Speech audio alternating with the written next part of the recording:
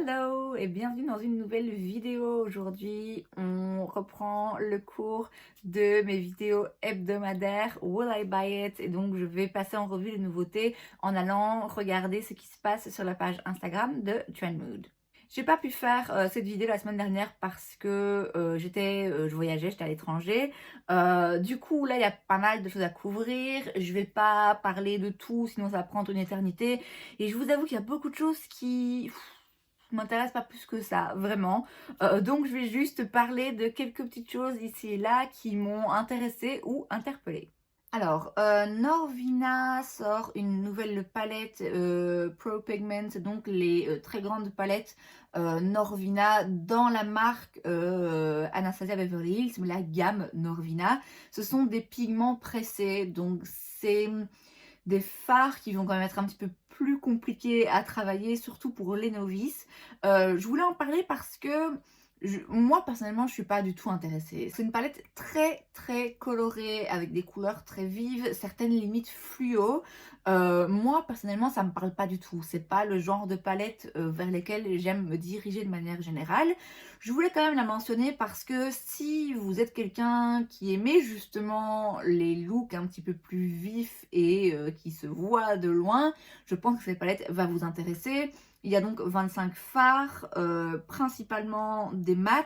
Il y a quand même des mats beaucoup plus profonds, beaucoup plus foncés pour pouvoir approfondir différents looks. Et vous avez ensuite quelques teintes à paillettes métalliques. J'ai jamais testé les grandes palettes comme ça de Norvina. La dernière qui est sortie, elle me faisait de l'œil. Je crois que c'est la dernière, la mauve, la mauve parme, un peu comme ça. Elle est vraiment très très belle et j'en ai entendu dire de très très belles choses.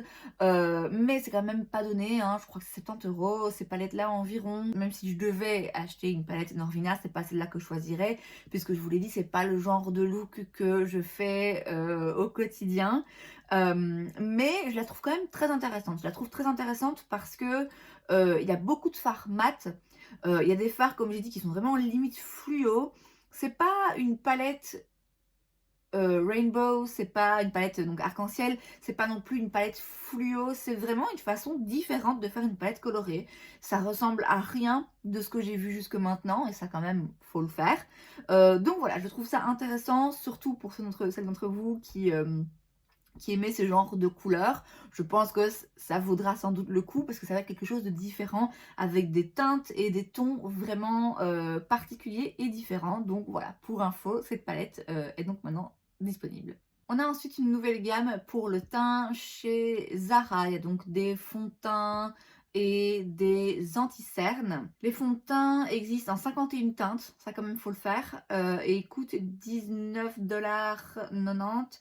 Et les anti-cernes, eux, ils viennent en 36 teintes et ils coûtent 12,90 $. Alors le packaging, très joli, très chic et tout. Moi, ça me stresse un peu, hein. La bouteille qui penche là, non, ça me va pas tellement. Je suis curieuse de voir des revues parce que j'en ai pas encore vu passer pour le moment. Il me semble que Zara avait tout un moment une collection make-up. Je me rappelle des rouges à lèvres, il me semble que c'est des rouges à lèvres qui apparemment étaient vraiment bien. Je sais pas s'ils ont arrêté leur collection make-up, s'ils ont continué mais qu'ils ont juste rajouté maintenant la gamme teint, s'ils ont tout changé. Je sais pas, il me semble pas l'avoir vu déjà en magasin, le make-up Zara, ou en tout cas il y a longtemps et ça m'a pas marqué plus que ça. Je suis pas hyper intéressée. Pourtant, dans le maquillage H&M, pareil, je sais pas maintenant ce que ça devient, mais à l'époque, j'avais quand même trouvé quelques petites pépites. Là, Zara, ouais, les produits teints, je suis pas plus intéressée que ça.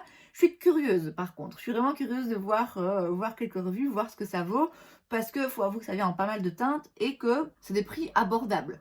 Donc, à voir. Je vais garder un œil ouvert quand même, on sait jamais. Un autre produit que je me sens un peu obligée de mentionner parce que là c'est sûr que tous les youtubeurs, youtubeuses beauté vont en faire une revue, c'est le Positive Light Tinted Moisturizer Broad Spectrum SPF 20 de chez Rare Beauty. C'est donc un fluide teinté, hein, voilà, en traduction très rapide, c'est un fluide teinté, donc ça va être une couvrance très très légère, ça va être un truc vraiment très léger, très lumineux, hydratant, voilà.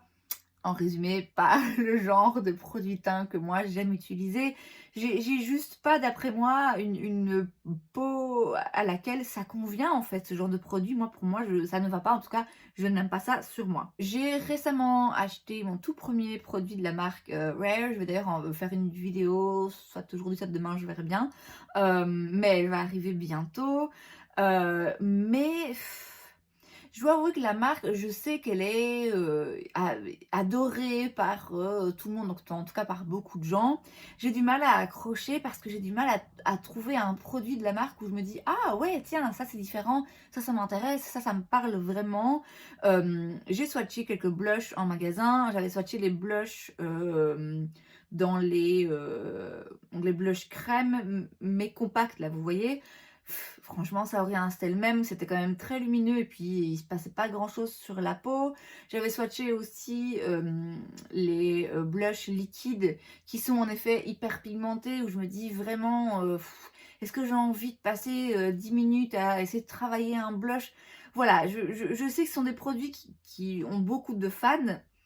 Moi, j'ai encore rien trouvé vraiment qui me parlait, mais voilà, c'est un des gros lancements de ces dernières semaines, donc ça me paraissait évident qu'il fallait que j'en parle dans cette vidéo. Et ensuite un nouveau lancement chez Fenty, et ça n'arrive jamais, mais je ne suis pas intéressée du tout, du tout, du tout. Fenty, bon je vais pas dire que j'achète pas tout, hein, c'est pas vrai, mais quand même souvent ils arrivent à m'avoir, et même si j'ai pas envie de l'acheter moi-même, même si je me dis bon allez, sois réaliste, c'est pas le genre de produit que tu vas aimer ou que tu vas beaucoup utiliser. Je suis quand même toujours au moins très curieuse de voir les revues, de voir ce que les autres en pensent. Et parfois, même quand c'est un produit où je me dis, c'est pas forcément ce que je vais utiliser au quotidien, il y a des revues fantastiques qui me font finalement l'acheter. Là, en l'occurrence, il y a vraiment zéro intérêt. Et ça, je sais que c'est un produit de la marque que je n'achèterai en effet jamais. Il s'agit d'une palette avec tout, enfin pas tout, mais une partie de leur bronzer, donc en poudre, et 2 highlighters. La raison pour laquelle ça me parle pas, c'est parce que j'ai leurs highlighters, leur bronzer poudre, j'en ai 2, que j'aime beaucoup. J'adore la formulation. J'ai 2 couleurs qui me conviennent, une plus chaude, une plus froide. Là, dans cette palette, il y a 3 teintes que clairement je peux pas utiliser. Il y en a une à la limite, ouais, si je suis bronzée, il y a moyen, mais de manière générale, voilà, il y a quand même pas mal de teintes ici que je vais vraiment avoir zéro utilité. C'est un produit qui peut être très intéressant si vous êtes make-up artiste parce que effectivement cette formulation de poudre, moi je l'aime beaucoup. J'adore les bronzers poudre de la marque Fenty.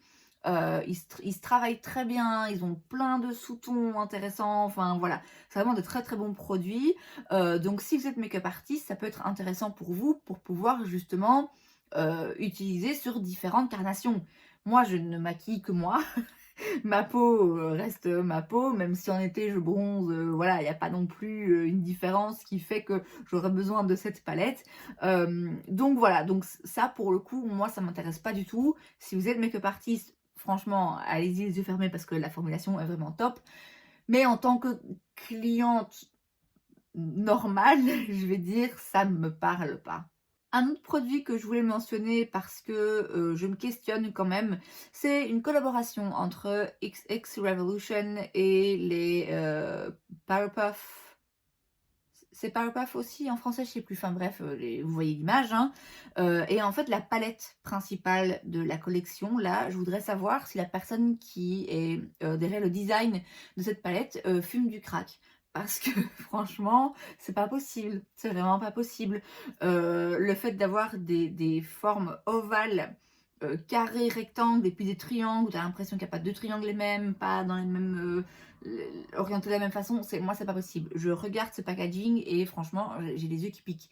Je ne peux pas, je ne peux pas. De manière générale, vous savez que moi le packaging j'aime bien quand c'est carré. Ok, enfin pas forcément un pan carré, mais ça me dérange pas si les pans sont ronds. Mais ce que je veux dire, c'est que ce soit droit, carré quoi. Voilà, je veux pas un packaging spécial avec des tailles de pain différentes et tout. Non, non, moi ça me stresse.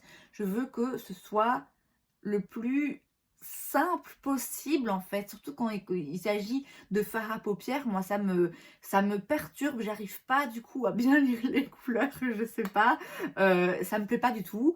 De manière générale, hein, de toute façon, tout ce qui touche à Make Up Révolution, j'ai leur mascara aujourd'hui, j'adore leur mascara, je dois l'avouer, mais je ne comprends pas leurs 10 marques différentes.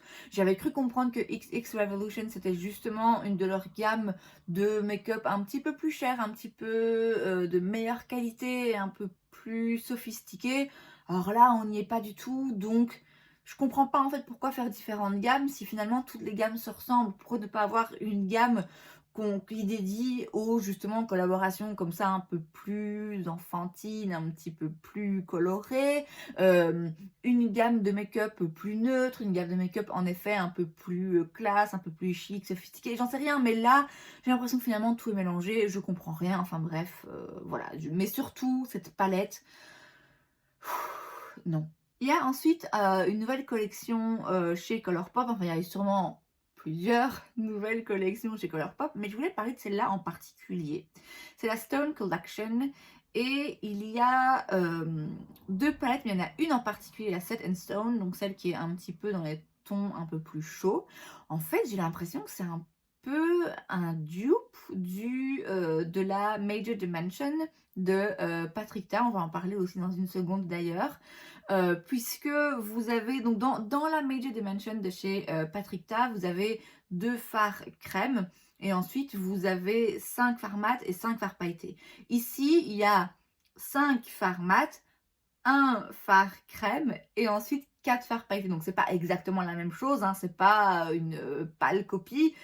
Mais moi, ça m'a tout de suite fait penser à ça. Le packaging, le fait qu'il y ait un mélange de fard crème et poudre, cette façon dont vous avez un petit peu à chaque fois un fard lumineux correspondant à un fard mat, moi tout de suite ça m'a fait penser à cette palette là. Donc voilà, je sais pas si c'était le but ou si c'est un hasard ou si ben voilà, c'est juste une palette neutre. Finalement, voilà, elles finissent toutes par se ressembler un petit peu. Mais voilà, je voulais quand même le mentionner. Je l'ai déjà dit, hein, moi les Colourpop, je voudrais beaucoup, j'adorerais essayer ce make-up, mais c'est compliqué de le faire venir jusqu'en Belgique, ça va me coûter très cher en frais de douane, donc il faut que je m'organise avec une copine qui habite en France pour que ça soit livré chez elle, enfin bref. Si je venais à tester la marque un jour, c'est pas forcément ce genre de palette que j'achèterais, mais voilà, si vous aimez les palettes neutres, sachez que Colourpop a encore sorti des palettes neutres. Et justement, en parlant de Patrick Ta, donc il y avait la première palette Major Dimension qui était donc neutre. Ici, on a la numéro 2, c'est la Rose Eyeshadow Palette. Elle est jolie, elle est définitivement un petit peu plus intéressante et plus différente en tout cas que la première. La première était neutre, comme je viens de le dire, une palette neutre à un moment donné, voilà, ça se répète un petit peu. Là, c'est des tons différents, un peu plus intéressants. Pour autant, j'ai vraiment du mal en fait à accrocher avec ces palettes. Elles coûtent cher en fait, elles coûtent 68 $. C'est disponible sur Cult Beauty. J'ai déjà hésité, hein, franchement. Même avec d'autres produits de la marque Patrick Ta, c'est aussi une marque qui est apparemment assez appréciée, mais qui franchement est assez chère. Et en fait, ce qui me pose problème, c'est que je ne peux pas le tester en magasin.